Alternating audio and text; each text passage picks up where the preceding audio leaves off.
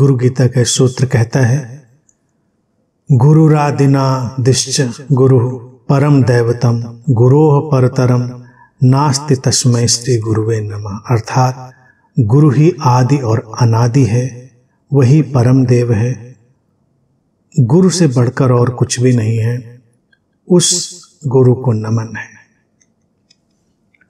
आदि अनादि परम देव और उससे बढ़कर कुछ नहीं। गुरु गीता सीधी साफ बात कहती है, व्यक्ति के भीतर जाग गई ज्ञान की प्यास, ज्ञान की तरफ बढ़ती यात्रा से बढ़कर कुछ नहीं है। आदि अनादि वो प्रारंभहीन अंतहीन है। प्रारंभ भी वही है, अंत भी वही है, प्रारंभहीन भी वही है, अंतहीन भी वही है। परम देव यानी कि सबसे ऊपर बढ़कर, उससे बढ़कर कुछ नहीं है।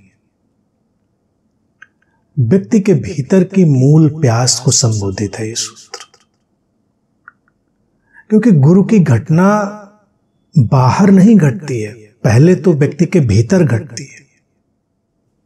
व्यक्ति के भीतर प्यास घटती है सर्वप्रथम अपने सीमित जीवन को देखकर कि इसके पार भी कहीं असीम में जाना है।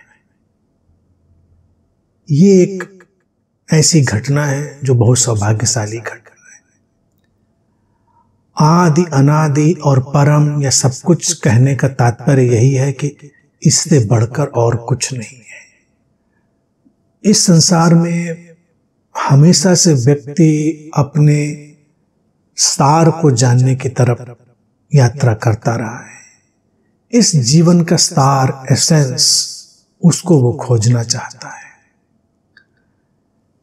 जीवन खाने पीने सोने में नष्ट करना कोई भी नहीं चाहता। खाना पीना सोना अनिवार्य है, लेकिन केवल खाना पीना और सोना किसी के जीवन में भी मिल जाए तो व्यक्ति परेशान होने लगता है। क्या यही जीवन है? और ये प्रश्न हमेशा से उठता रहा। जैसे जैसे सभ्यताएं विकसित होती गईं, वैसे वैसे मनुष्य का ये प्रश्न भी बड़ा प्रचंड होता गया। क्या यही जीवन है? क्या यही सीमाओं में बंधा, सुख दुख के जाल में उलझा जीवन यही जीवन है? तब उसके भीतर अचानक एक धक्का लगता है और वो देखता है कि नहीं, कुछ ऐसा भी है उसके भीतर जो सुख दुख से परे है, जो सारी सीमाओं से परे है। वो दर्शन, चाहे वो क्षण भर का भी दर्शन व्यक्ति के भीतर घटे, वही गुरु है। वो सर्वोपरि हो जाता है, क्योंकि वो जीवन में अर्थ को जोड़ देता है, मीनिंग को। हमारा जीवन सार्थक होता है।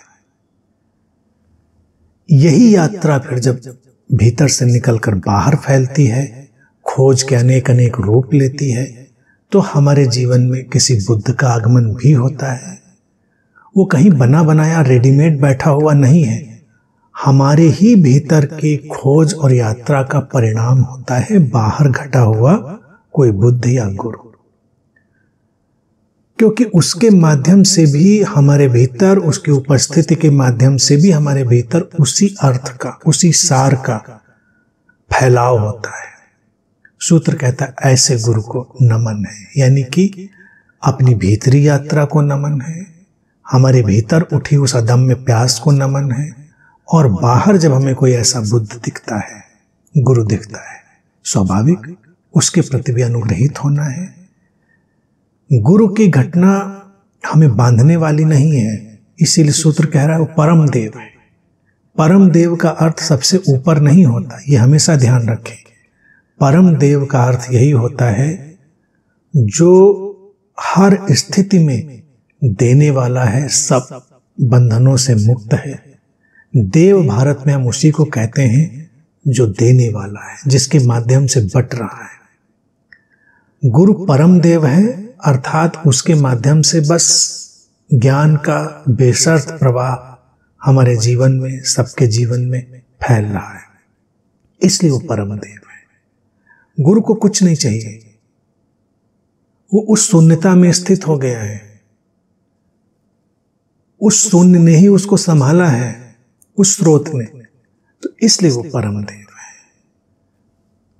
ऐसी उपस्थिति का दर्शन होना भी सौभाग्य है और नमन का उठना भी स्वाभाविक है।